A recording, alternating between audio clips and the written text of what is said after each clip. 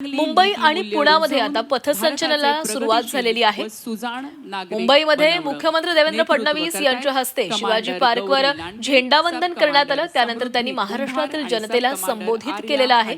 महाराष्ट्र येत्या काळामध्ये विकास होत जाईल महाराष्ट्राचा, असा विश्वासही त्यांनी व्यक्त केलेला आहे।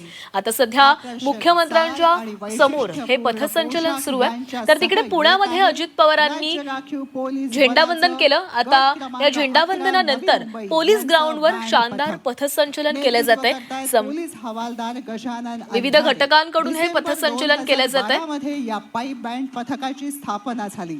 या पथकाने अखिल भारतीय पोलीस बँड स्पर्धेत सलग 6 वेळा सुवर्ण पदक, एकदा कांस्य पदक पटकावलं आहे। मुंबई, पुणे आणि दिल्लीतली सध्याची आपण दृश्य पाहतोय। मुंबईमध्ये देखील हे पथसंचलन सुरू आहे, तर पुण्यामध्ये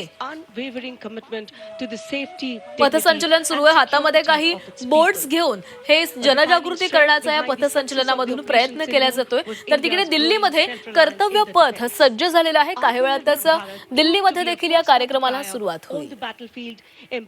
बृहन्मुंबई पोलीस दलामध्ये 9 जून 2000